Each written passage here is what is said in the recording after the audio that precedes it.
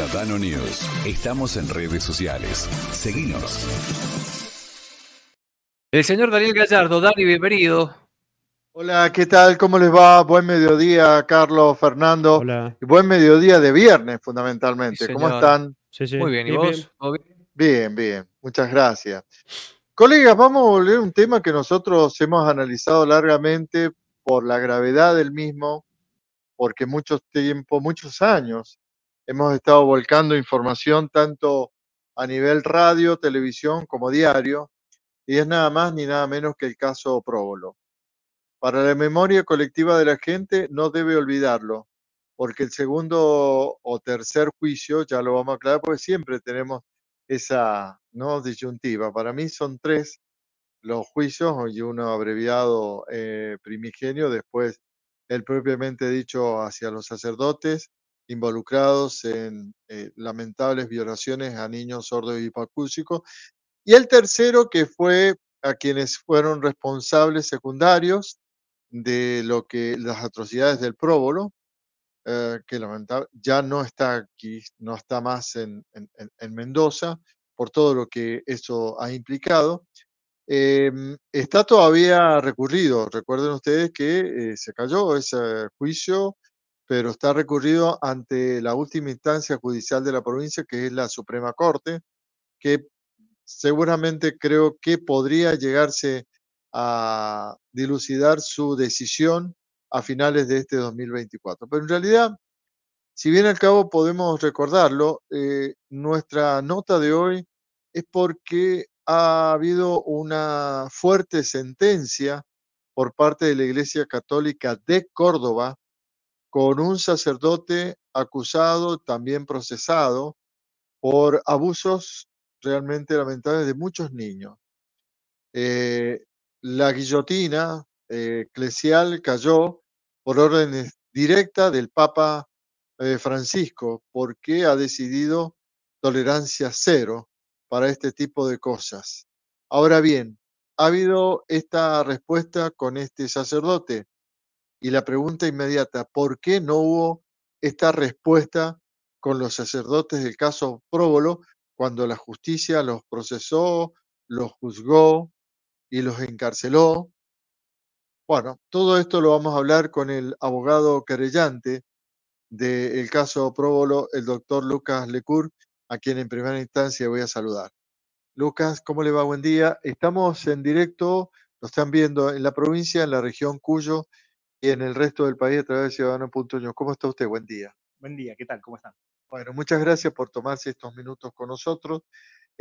Bueno, la pregunta está, ¿por qué en Córdoba hubo una fuerte sanción? Lo expulsaron de la iglesia al sacerdote acusado de abusos sobre niños y a los sacerdotes de aquí no. Bueno, entiendo que hay un cambio de política por parte del Vaticano con relación a los abusos sexuales y tiene que ver con la presión que se ha ejercido sobre el Vaticano, sobre el Papa Francisco, no solo por parte de las organizaciones que luchan contra los abusos eclesiásticos, sino también de organismos internacionales como Naciones Unidas, a través del Comité de Derechos del Niño, el Comité contra la Tortura, la misma Asamblea de Naciones Unidas, que ha obligado un poco a modificar la política que tenía el Vaticano hasta no hace mucho tiempo, que era la de ocultar, la de tapar esto, la de trasladar a los sacerdotes a otros lugares para que no pudieran ser investigados, la de generar reparaciones a las víctimas con contrato de confidencialidad para que estas no pudieran decir ni cuánto cobraron, ni qué cobraron, y que renunciaran a las acciones civiles y penales. Qué terrible lo que está diciendo, doctor. Sí, esta era una lógica que tenía la Iglesia, que tiene la Iglesia en algunas partes del mundo todavía, y que nosotros desde la organización nuestra, junto con otras organizaciones internacionales como es ECA, que es una organización internacional que tiene en todas partes del mundo representantes, que la mayoría son víctimas de abusos sexuales por parte de miembros de la Iglesia, venimos trabajando y denunciando y exigiendo por parte del Vaticano una respuesta diferente a los abusos sexuales, que tiene que ser justamente esta, la de tolerancia cero hacia los abusadores y los encubridores de esos abusos, y reparación inmediata a las víctimas. ¿No hay efecto retroactivo a la decisión papal? Pareciera que no, porque no se ha hecho. Esta decisión que se toma en Córdoba no es la misma que se ha tomado con el resto de los abusos sexuales anteriores, que en algunos casos, como en el nuestro, ya los curas tienen condena, están cumpliendo esas condenas están firmes y sin embargo esa decisión no se ha tomado. Entonces, al parecer, es una decisión que se está tomando hacia futuro, debe ser que no deben querer revisar demasiado su pasado Pero hay porque muchos casos en el mundo, ¿no? Lo hablamos antes de salir, doctor. Una película que colocó uno de los casos más aberrantes que ha habido por lo complejo que se presentó, que en la ciudad norteamericana de Boston, donde inclusive Francisco, en visita oficial en Estados Unidos, ofició misa y pidió perdón públicamente sobre los aberrantes hechos de Boston, ¿no? sí, los hechos de Boston tomaron notoriedad por la película, una gran película, y por esa investigación que llevaba adelante los miembros del Globe de Boston, pero no son tan diferentes los hechos del Boston de otros hechos que ocurren en distintas partes del mundo, como los que ocurrieron acá en el Próbolo. Hay casos aberrantes en Canadá, hay casos aberrantes en Irlanda, en mismo Chile también ha sufrido casos tremendos de abuso sexual, México también. En Chile se lo hicieron dar a conocer bastante virulentamente al Papa en su visita oficial. Exacto, exacto. La visita oficial del Papa en Chile estuvo muy marcada por los hechos de abuso sexual, sobre todo en el sur de Chile. Entonces, todos esos hechos que ha tenido que tolerar el Papa en cada una de las visitas que ha llevado adelante, creo que van generando un cambio de lógica de la Iglesia y ojalá que así sea y que sea algo que quede hacia el futuro de no más esa práctica de encubrimiento, de traslado de los curas, de tratar de hacer callar a las víctimas con dinero, y que haya una práctica de tolerancia cero realmente, y que no se permita que esto siga ocurriendo, porque muchas veces los traslados que hacía la Iglesia Católica ni siquiera tenían en cuenta que al lugar donde se trasladaban también habían víctimas menores, como pasó acá en el Próbolo. Acá en el Próbolo tuvimos los traslados esto de Italia a La Plata, en La Plata también en contacto con niños, niñas, hipoacúsicos y sordos, y de La Plata, ante las primeras denuncias, lo trasladan a Mendoza y siguen en contacto con niños. O sea, esta lógica lo único que hace es perpetuar el abuso sexual dentro de la Iglesia Católica y no resolverlo como corresponde. Bueno, antes de finalizar, dos preguntas y volviendo al caso Próbolo, porque esto no se ha callado. ¿Es el tercer juicio? Sí, es el tercer juicio, técnicamente es el tercer juicio. Lo Sí, que pasa es que el primero fue por un juicio abreviado, sí, claro. pero bueno, es el tercer Que fue juicio. el del jardinero, ¿no? Exacto, Ujú. exacto, una pena de 10 años. De pena de 10 años. Bueno, está recurrido en la última instancia que tiene la justicia provincial en la Suprema Corte. Exacto, está en la Suprema Corte de Mendoza. Estamos a la espera de la audiencia que se va a hacer ante la Suprema Corte. ¿Tiene esperanza y con basamentos técnicos de su profesión como para decir que se puede revertir esto? Sí, toda la esperanza, porque la verdad que la sentencia es aberrante a nuestro modo de ver. Es una sentencia que no ha tenido en cuenta, no ha tenido perspectiva ni de discapacidad ni de niñez.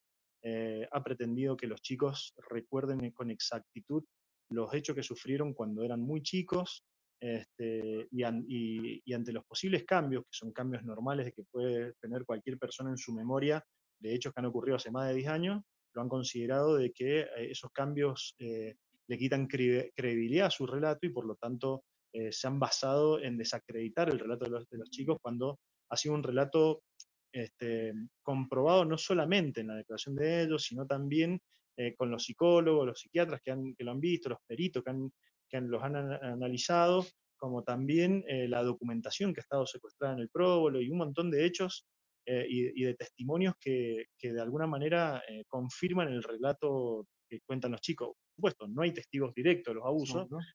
pero bueno, justamente la justicia tiene prevista los casos de cuando no hay un testigo directo que acompañe el relato, se puede acompañar ese relato con pericias psicológicas, psiquiatras que de alguna manera permiten acreditar lo que está diciendo esa persona. Lo segundo y lo último, y basándonos en el objetivo de esta nota periodística con usted, si se retoma porque así lo requiere o lo demanda o lo determina, ahí está el término, lo determina la Suprema Corte.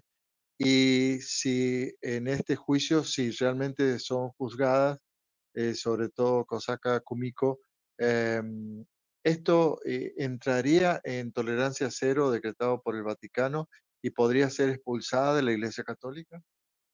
Bueno, habría que ver qué decisión va a tomar la Iglesia de fondo con respecto a todo esto. A ver, la decisión que se ha tomado en Córdoba me parece que es una decisión aislada, todavía no es una política que podríamos decir generalizada. Ojalá que se convierta esto en una verdadera política del Vaticano de tolerancia cero y que en ese caso, si llega a ser así y es condenada como Miko Osaka, me parece que no hay lugar a duda de que debería ser expulsada también ella, como también deberían ser expulsados. Bueno, en este caso solamente queda Corbacho, Corradi falleció, pero también debería ser expulsado de la Iglesia Católica, que no lo ha sido hasta ahora, a pesar de una condena firme. Sí, es que está encarcelado. Le agradezco muchísimo estos minutos, doctor. Muy amable y vamos a volvernos a ver si a fin de año, como usted dice o intuye, la Suprema Corte se expide. Gracias a ustedes, sí, por supuesto. Lucas Lecur, abogado querellante, interesante diálogo con él sobre lo que está aconteciendo con la Iglesia Católica, la tolerancia cero decretada por el Vaticano, sobre los abusos sacerdotales sobre niños y también hacer un seguimiento de lo que va a pasar con el prólogo, Fernando. Es todo por el momento, usted en estudio. Gracias, Dani. Hasta la próxima. Hasta luego. Acceso directo, 16 a 17 por Ciudadano.